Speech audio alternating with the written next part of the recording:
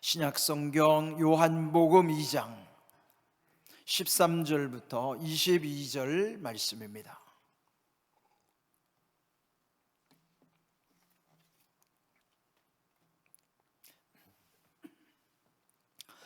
요한복음 2장 13절부터 22절 말씀, 마음을 집중하시고 함께 읽어보시겠습니다. 유대인의 유월절이 가까운지라 예수께서 예루살렘으로 올라가셨더니 성전 안에서 소와 양과 비둘기 파는 사람들과 돈 바꾸는 사람들이 앉아있는 것을 보시고 노끈으로 채찍을 만드사 양이나 소를 다 성전에서 내쫓으시고 돈 바꾸는 사람들의 돈을 쏟으시며 상을 엎으시고 비둘기 파는 사람들에게 이르시되 이것을 여기서 가져가라.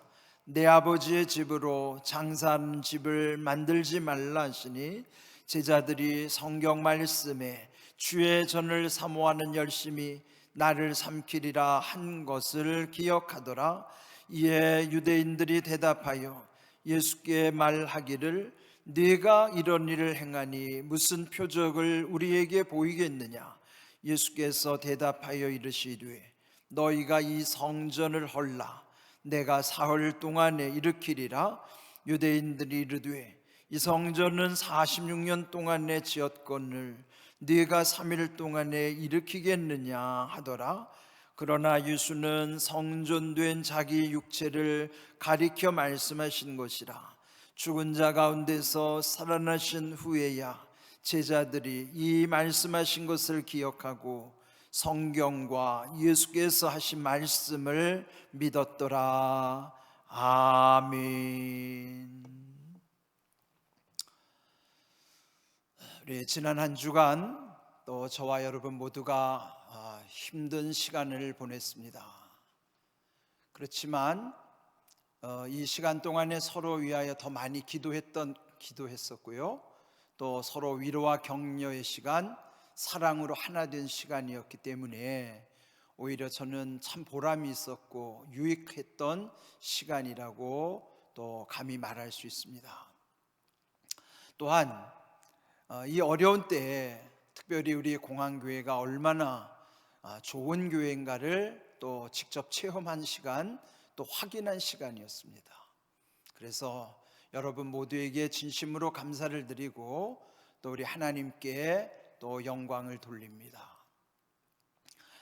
벌써 3월 첫 번째 주일을 맞이했고요. 또 사순절 중에 맞이하는 세 번째 주일에 이르렀습니다. 오늘 주신 말씀의 제목을 보시면 성경과 예수께서 하신 말씀, 어찌 보면 성경이 곧 예수님의 말씀이라고 우리는 이렇게 이해하기 쉽죠. 그런데 이제 오늘 본문 말씀 마지막 22절에서 보면 예수님이 부활하신 후에야 비로소 제자들이 그 말씀하셨던 것을 기억했고 성경과 예수께서 하신 말씀을 믿었더라. 그렇다면 예수님과 동행할 때는 온전히 믿지 못한 상황이었었죠. 부활의 신앙 가운데에서 옛적의 그 말씀들을 기억하면서 그 성경과 예수님의 말씀을 믿게 됐다고 하는 것, 이것을 돌이켜보면 어떤 그 현재적인 것이 깨달아지지 않다가 훗날에 가서야 마침내 그게 그때 그러했었던 것이구나 라고 이제 우리는 비교적 좀 늦게 깨닫고 늦게 믿게 되는 경향이 있어요. 그런 어떤 시간의 차이, 그 시차가 오늘 우리의 삶 속에도 있는 것 같습니다. 성경이 당연히 예수님의 말씀이라고 우리는 믿는 바대로 그것을 체험하는 것이 맞죠.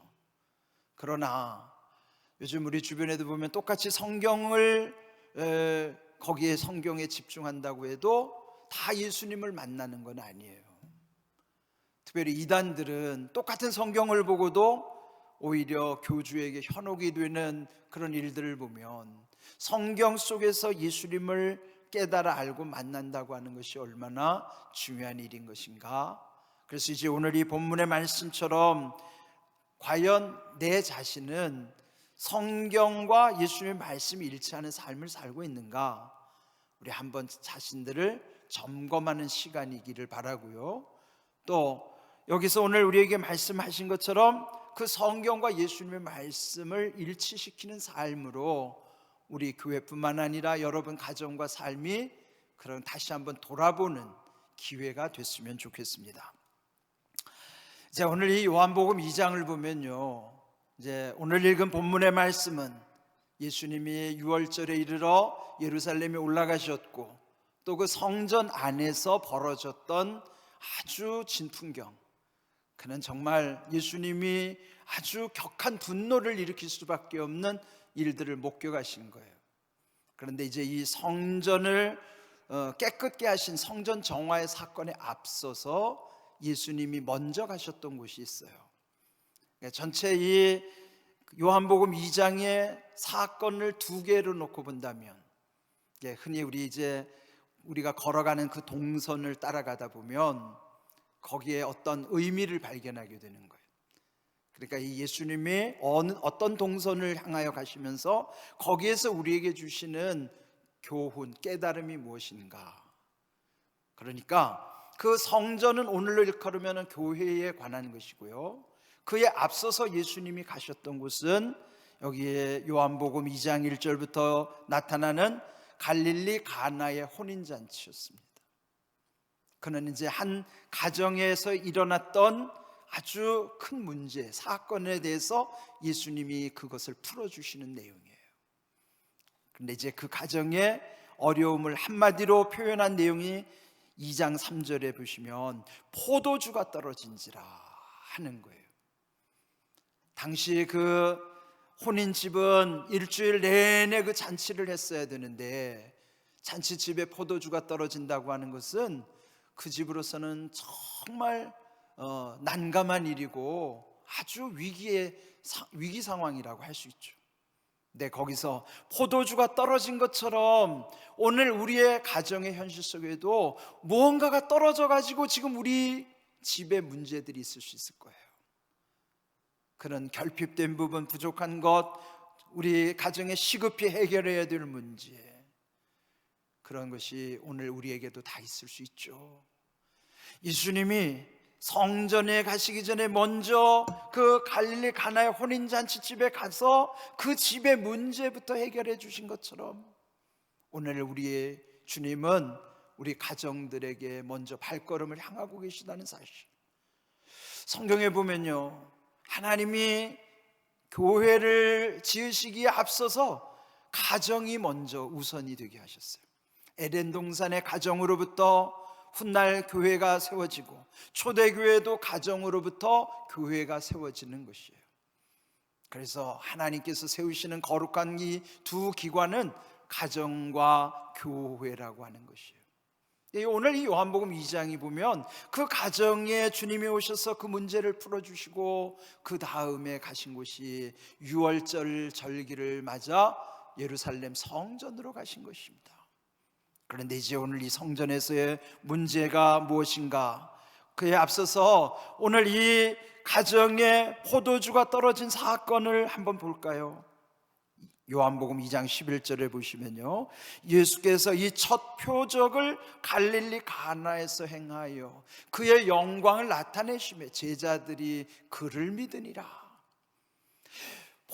이 물이 변하여 포도주가 된 사건은요, 그 자체가 놀라운 기적이에요. 기적은 뭘까요? 있을 수 없는 일이 일어난 것, 그 기적이에요. 근데 오늘 이 말씀에 보면 단순히 기적이라고 기록하지 않고 표적이라고 표현하고 있어요. 기적은 그저 놀랍게 일어난 사건이 기적이지만 표적은 그 일어난 놀라운 사건 속에 하나님의 뜻이 담겨 있는 거예요. 거기에 아주 중요한 의미를 담아 놓는 거예요. 그것이 표적인 것입니다. 네, 오늘 이 말씀에 보면은 그 처음 표적 속에 그의 영광을 나타내 주셨고 동시에 제자들은 믿게 되었다 하는 거예요. 여러분, 하나님께서 우리에게 나타내 주시는 표적 가운데는 그의 영광과 우리를 믿게 하시는 두 가지가 있다는 거예요. 표적은 믿게 하시기 위함이지 단순히 그냥 마술사가 어떤 눈속임 가운데 그 이상한 현상에 우리를 현혹시키는 게 아니에요.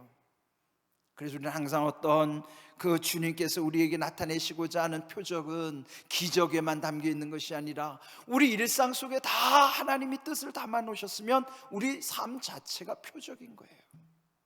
그 표적 속에는 하나님의 영광이 나타나게 하시고 그 표적 속에는 우리의 믿음을 요구하고 계시는 거예요.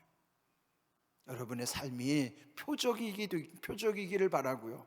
그 여러분의 삶의 표적 속에 하나님의 영광도 나타날 뿐만 아니라 여러분의 믿음도 그 속에 나타날 수 있기를 바랍니다. 이것이 주님이 우리에게 나타내 주시는 기적이 아닌 표적의 의미예요. 그리고 이제 마침내 성전에 올라오셨는데 여기의 상황도요, 거기 이제 여러 가지 소와 양과 비둘기를 파는 사람, 돈 바꾸는 사람들이 성전 안에 있었다 그랬어요. 그런데 여러분, 원래 성전의 그 유월절, 특별히 그 절기 중에서 가장 큰 절기잖아요. 그러면 그들은 이 유월절 절기를 당하면 전국에서 또는 외국에 있는 성인들, 남자들, 그리고 특별히 경건한 유대인들은 반드시 그 예루살렘 성전에 와서 하나님께 제물을 바치면서, 오늘 우리의 표현으로 말하면 예배를 드리는 거예요. 그런데 이제 멀리서 오다 보면 제물을 준비해서 오다가 제물이 탈이 날 수 있잖아요. 그 양과 소와 염소들이 잘못되면 그 흠결이 있는 제물을 드릴 수가 없는 것이에요. 그래서 멀리에서 오는 사람들의 편의를 보아주기 위하여 성전 바깥에서 그저 돈만 지불하면 제물도 구할 수 있고 성전에서 통용되는 화폐랑 교환할 수도 있고, 그렇게 해서 편의를 봐준 거예요. 그게 그렇게 잘못된 건 아니죠. 근데 문제는 성전 안으로 그게 들어온 거예요. 대제사장 가야바와 그 제사장들이 탐심에 눈이 멀어서 결국은 그것을 성전 안에서 매매가 이루어지고 거기에서 그 수수료나 이윤들을 챙김으로 탐욕에 눈이 멀게 되는 것입니다.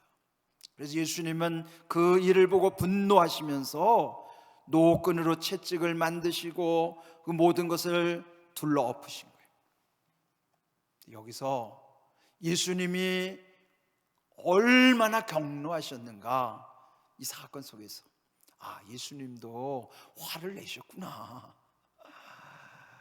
여러분, 예수님도 이렇게 아주 대노를 하신 거예요.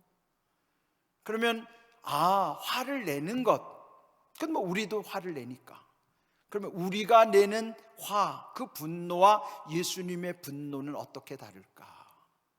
대개 우리는 어떻게 화를 내죠? 우발적으로 순간적으로 내 안에서부터 치밀어 오르는 것이 터져 나오는 경우가 있죠. 그러다 보니까 상처를 서로 주고받기가 쉽잖아요. 근데 예수님의 분노는 오늘 여기 13절에 15절 보시면 노끈으로 채찍을 만드셨다는 거예요. 그러니까 우발적이라는 게 아니죠. 의도적이라는 거예요. 계획적이라는 거예요. 만약에 우발적으로 나타나면 그냥 눈에 보이는 것 없이 그냥 막 뒤집어 엎으셨을 거예요. 그리하지 아니하시고 노끈으로 채찍을 만드는 그 시간이 있는 동안은 예수님도 많이 생각하시고 또 의도적으로 이 거룩함이 훼손된 성전을 발칵 뒤집어 놓으신 거예요. 이것이 우리의 분노와 예수님의 분노의 차이예요. 우리는 사소한 것에 분노하지만 예수님은 거룩한 곳에 분노하신 거예요. 이건 우리가 배워야 되는 분노입니다. 그래서 오늘 이 예수님의 분노는 그 성전의 거룩함이 훼손된 곳에서 그것을 뒤집어 놓은 것입니다. 이 까닭은 여러분, 오늘 우리 교회가 아주 심각하게 돌아보아야 될 내용이에요. 아까 말씀드린 것처럼 우리의 가정과 교회는 하나님께서 늘 관심 있게 돌아보시는 두 곳이에요. 이 가정의 연약함, 그러나 그 교회의 거룩함이 훼손되는 것, 이건 예수님이 묵과하시지 않는 것입니다. 그런데 이런 거룩한 분노 앞에서 그들이 보인 반응은 참 우리 한번 돌아봐야 되는 것이죠. 오늘 읽은 18절 말씀에 보면 이에 유대인들이 대답하여 예수께 말하기를 네가 이런 일을 행하니 무슨 표적을 우리에게 보이겠느냐. 표적이라는 단어가 또 나와요. 그 예수님이 하신 일의 그 의미가 무엇인가? 그것을 여기서 우리는 집중해야만 하는 것입니다. 근데 여기 예수님이 말씀하신 19절을 보시면은 너희가 이 성전을 헐어버리라는 거예요. 내가 사흘 동안에 일으키리라. 그러니까 지금 이 성전에 대한 것이 그 유대인들이 마음에 둔 성전과 예수님이 말씀하신 성전은 완전 뜻이 다른 거예요. 유대인들은 겉으로 눈에 보이는 이 외형적인 성전에 집중했지만은 예수님은 사흘 동안에 일으키신다고 하는 건 당신이 몸이 찢어지고 죽으신 다음에 사흘 만에 부활하시는 그 당신 자신이 성전이심을 말씀해 주시는 내용이에요. 그러니까 똑같은 말씀 속에서 그들과 예수님은 완전히 지금 다른 거예요. 의미가 다른 것이죠. 이 상황 속에서 이제 21절 말씀하신 대로 예수님은 성전된 자기 육체를 가리켜서 말씀하신 것이다 하는 것이죠. 여기서 그들이 표현한 내용이 보면 이 보이는 성전은 벌써 지어지고 있는 것이 46년 아직도 짓고 있는 중인데 어찌 당신이 사흘 만에 이것을 다시 일으키겠다고 하느냐. 여기에서 우리가 생각하는 것, 즉 우리는 되게 눈에 보이는 것, 겉으로 드러난 것, 거기에 더 집중하기 쉽죠. 그러나 예수님은 보이지 않는 그 삶 속에 담겨져 있는 의미를 더 중요하게 여기고 있는 것입니다.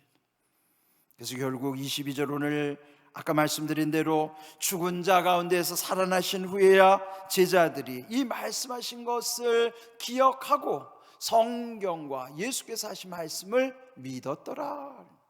성경, 그건 뭐예요?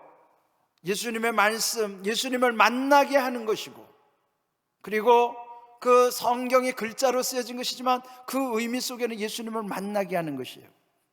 그런데 보이는 성경 또 보이는 성전은 예수님을 만나야만 하는 곳인데 예수님을 만날 수 없다 그러면 이 성경도 이 성전도 아무 의미가 없는 것이에요. 지난 주일 새벽 기도회 때 제가 한문으로 견지망월이라고 하는 그 말을 풀어드린 적이 있어요. 다시 좀 설명드린다면 한문으로 견지라고 하는 거 볼견 손가락지, 견지는 손가락을 보는 것이고 망월이라고 하는 것은 잊을망 달월, 그러니까 달을 잊어버리는 거예요. 이것은 이 손가락이 가리키는 달을 바라봐야 되는데 그걸 보지 아니하고 그냥 손가락만 보면서 이거 견지하면서 여기를 안 보니까 달은 잊어버리는 거예요. 망월이에요, 망월. 그러니까 이건 우리의 한계죠. 예? 본질을 향해서 달을 봐야지. 손가락을 가리키는 것도 그 나름대로 의미가 있긴 하지만 결국 손가락은 달을 향하고 있다는 것은 이 본질이에요, 본질. 그러나 이 견지망월, 이 어리석은 것처럼 마치 보여지고 가리키는 것은 이 말씀 속에서 보면 성전도 성경도 다 예수님을 가리키고 있는 거예요. 마치 성전과 성경이 손가락에 빗댈 수 있다면 이 손가락이 가리키는 다른 이 본질적인 것은 예수님 자신이란 말이에요. 그런데 이 손가락은 보면서 달은 잊어버리는 어리석음처럼 성경을 보면서 성전을 바라보면서도 예수님을 잊어버린다 그러면, 예수님을 만날 수 없다 그러면 이거는 우리 어리석음. 우리가 이렇게 살아가는 경우가 얼마나 많은지 몰라요. 요한복음 5장 39절에도 예수님이 말씀하셨습니다. 너희가 성경에서 영생을 얻는 줄 생각하고 성경을 연구하거니와 이 성경이 곧 내게 대하여 증언하는 것이니라. 그러니까 성경을 연구하는 것은 거기에서 예수님 증언하는 것을, 우리 예수님을 만나기 위해서 성경을 연구하는 것이죠. 아무리 성경을 봐도 예수님을 만날 수 없다면 그건 아무 의미가 없는 것이죠. 이러한 것은 대개 우리 보면 보여지는 것과 그 보여지는 것 속에 숨어 있는 의미, 이것이 함께 풀려져야만 그게 온전하게 이해를 하는 거예요. 그래서 대개 보면 우리에게 겉으로 드러나고 보여지는 것을 일컬어서, 그는 요즘 많이 쓰는 표현으로 말하면 이미지예요. 이미지. 그리고 그 이미지 속에 담겨져 있는 본질 의미는 그걸 일컬어서 메시지라고 하는 거예요. 이미지는 겉으로 보여지는 외형, 겉의 형태와 어떤 형상, 그런 것은 그건 이미지에 보이는 거예요. 그러면 우리 모든 건 다 이미지입니다. 심지어 우리 몸까지도 이미지예요.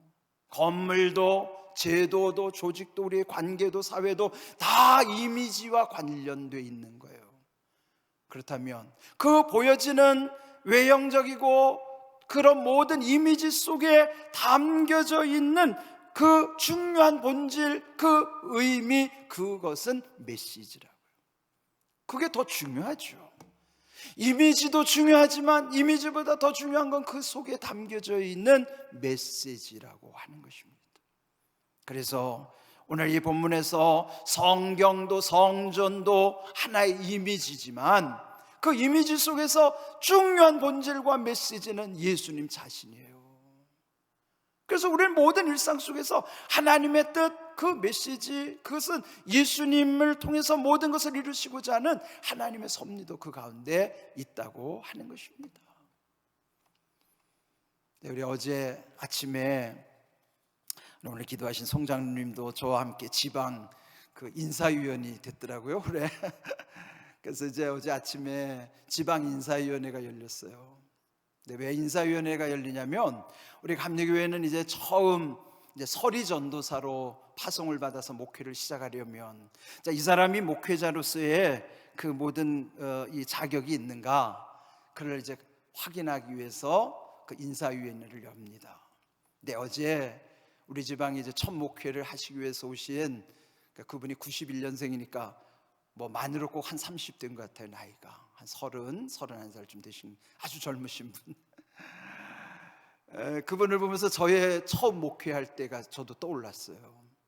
근데 이제 그분을 처음 뵈면서 제가 첫 질문으로 드린 게 그거예요. 만나서 반갑고, 근데 어찌하든지 사람은 처음에 만났을 때 그 사람의 첫 인상을 본다. 그 다음에는 그 사람의 뒷모습을 보게 돼 있다. 그런데 사람의 첫 인상도 중요하지만 뒷모습은 훨씬 더 중요하다. 뒷모습은 자기는 볼 수 없는데 그 자기 주변에 있는 모든 사람들은 다 볼 수 있는 곳, 그것이 뒷모습이다. 오늘 우리 전사님 참 첫인상이 좋은데 뒷모습은 더 아름답기를 바란다. 제가 어제 그렇게 덕담 겸 축복을 했어요. 그렇습니다, 여러분. 우리도 되게 보면 이 첫인상은 다 누군가 볼 수 있는 이미지란 말이죠.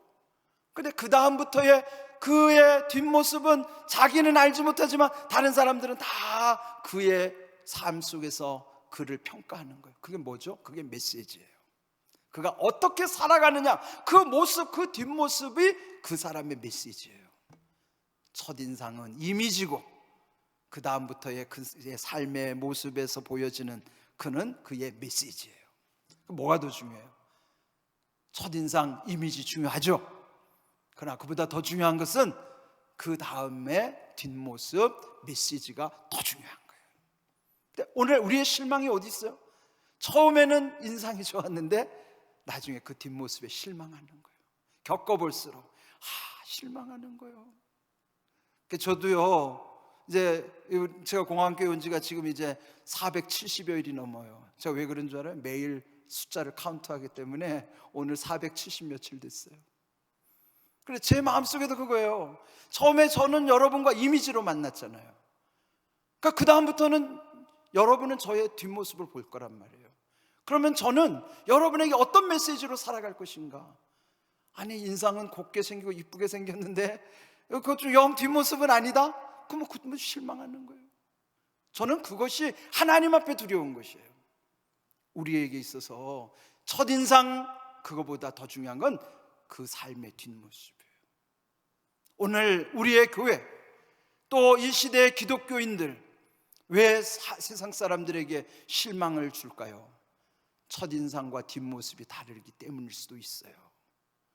그런데 여러분, 우리의 뒷모습을 우리가 관리할 수 있나요? 다른 사람들이 내 뒷모습을 어떻게 볼까? 그래서 이 뒤태를 내가 꾸밀 수 있을까요?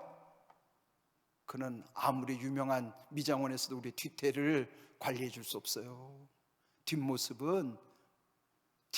아름다울 수 있는 비결은 한 가지예요. 그게 뭔지 아세요? 사람들을 인식하는 게 아니고 하나님을 인식하는 거예요. 사람들을 보는 것이 아니고 주님을 보는 것이에요. 주님을 바라보면, 그리고 주님을 닮아가면, 그리고 하나님만 두려워하면 그의 뒷모습은 아름답게 되어 있어요. 그게 뒷모습이 아름다울 수 있는 비결이에요. 그러니까 사람을 두려워할 이유가 없지요. 잠언 29장 25절 말씀처럼 사람을 두려워하면 올무에 걸리게 되거니와 여호와를 의지하는 자는 안전하리라. 그래서 우리는 첫인상, 그는 잠깐이고 그 다음부터는 뒷모습이 중요한데, 뒷모습이 아름다울 수 있는 비결은 하나다. 그는 뭘까요? 주님께 집중하는 거예요. 그리고 주님을 닮아가는 거예요. 여러분이 주님을 닮으면 닮을수록 여러분의 뒷모습은 더욱 아름다울 것이에요. 그리고 세상 사람들에게도 감동을 줄 수 있을 것이에요. 오늘 우리의 문제는 여기에 있는 것이에요. 예수님이 그 성전을 역겨워하신 것은 거기에 거룩함이 없기 때문이에요. 만일 오늘 우리의 교회, 우리의 가정, 내 삶의 중심에 거룩함이 없다 그러면 예수님도 역겨워하실 거예요. 그 거룩함이 훼손되는 것에 예수님은 분노하시는 거예요. 오늘 내 삶을 돌아볼 때 예수님은 내게 경노하시지 않을까? 그 가정의 연약함은 주님이 긍휼히 여겨주시지만 거룩함이 훼손되는 것을 예수님은 방치하지 않으시는 거예요. 오늘 우리 자신을 돌아보십시다. 나는 과연 예수님의 거룩함, 그리고 성경과 예수님이 일치하는 삶, 성전과 성경에서 말씀하시는 그 말씀대로 내 신앙이 세워져 가는가? 내가 주님만 바라보고 가는가? 나는 이미지보다 메시지에 더 집중하고 있는가? 나의 첫인상보다 내 뒷모습에 더 하나님 앞에 그 모든 자기 관리를 하고 있는가? 그걸 우리 자신들이 돌아봐야 되는 거예요. 오늘 이 사순절은 우리는 이 문제 해결의 방법을 우리에게 또 하나 알려주시는 거예요. 오늘 이 22절에서 보면 그 제자들은 예수님이 살아나신 후, 죽은 자 가운데 살아나신 후, 즉 부활의 신앙을 가진 후에야 마침내 말씀도 기억했을 뿐만 아니라 성경과 예수님의 말씀을 믿게 됐다고 하는 거예요. 오늘 주님이 이 성전을 허물어 버리란 말이에요. 거룩함이 훼손된 성전은 무너져야 된다는 거예요. 오늘도요, 교회나 가정이나 개인이나 거룩함이 훼손돼서 소망이 없으면 예수님은 무너뜨릴 거예요. 원래 처음 성전인 예루살렘 성전도 무너져서 지금도 일어나지 못하잖아요. 왜요? 거기에 거룩함이 없으니까 그 하나님의 성전까지도 하나님은 다 허물어 버리신 거예요. 오늘 우리도 마찬가지예요. 이 공항교회, 우리의 가정, 내 자신, 거룩함이 회복될 가능성이 없다면, 소망이 없다면 주님은 이 분노 끝에 무너뜨리실 거예요. 그러나 우리에게 희망이 있는 것은 그것을 허물어 버리면 내가 사흘 만에 일으키겠다, 그리고 제자들도 부활의 소망 가운데 믿었더라, 이 말씀은 우리에게 소망의 말씀이에요. 우리가 다시 일어나는 길은 다시 그 부활의 신앙이 회복될 때만이 우리의 믿음이 다시 일어나게 되는 거예요. 그래서 이 사순절은 부활절을 향하여 가는 과정이죠. 우리는 이 고난의 과정이 목적이 아니라 고난의 과정을 통과한 후에 부활의 영광에 이르는 것, 그것은 오늘 우리의 다시 회복되어야 될 부분, 특별히 거룩함이 훼손된 곳을 다시 돌아보게 하시며 우리를 다시 일으키시고자 하는 하나님의 뜻이 이곳에 담겨져 있는 것입니다. 오늘 주신 말씀 속에 다시 우리 교회를 점검하는 거예요. 저는 이번 이 코로나 상황이 우리 교회를 다시 한번 점검하는 기회였고요, 또 여러분은 여러분의 가정과 우리의 삶의 각 개인 속에서도 내가 정말 하나님 앞에 거룩함이 훼손된 부분 없는가를 다시 한번 돌아보고 점검하는 기회가 되는 것이죠. 그 모든 것이 회복되는 비결이 사흘 만에 일으키리라고 하는 부활의 소망, 그리고 부활의 신앙이라는 것이죠. 그때 우리의 삶이 다시 회복되게 하시고 그 거룩함 가운데 그 거룩함의 능력으로 하나님의 뜻을 이루시겠다고 하는 약속인 것이죠. 오늘 이 말씀을 여러분 마음에 깊이 새길 수 있기를 바랍니다. 그리고 우리의 모든 것, 오늘 말씀하신 대로 성경과 성전이 예수님을 만나는 것이 되고, 또 여기서 말씀드린 대로 그 이미지 속에서 메시지와 일치하고 내 첫인상보다도 내 뒷모습이 더 아름다운 모습으로 살아가는 그런 귀한 은혜가 우리 가운데 있기를 주님의 이름으로 축복합니다. 아멘. 우리 함께 동성으로 기도합시다. 여러분 가정에서 예배드리시는 분들도 작은 목소리일지라도 여러분의 목소리로 기도하십시오. 오늘 우리에게 거룩함을 다시 돌아보게 하시는 말씀, 다시 우리에게 소망이 있는 것은 사흘 동안에 일으키시리라고 하시는 부활의 소망 신앙입니다. 우리 다시 우리 안에 말씀하신 고린도전서 3장 16절 말씀, 너희가 하나님의 성전인 것, 또 하나님의 성령이 너희 안에 계시는 것을 알지 못하느냐 말씀하신 것처럼 우리의 이미지와 우리의 메시지가 일치하는 삶이 될 수 있도록 우리 다시 한번 깨닫는 말씀을 다시 붙잡고 그 능력 가운데 일어나는 삶이 될 수 있도록 할렐루야로 기도하겠습니다. 할렐루야.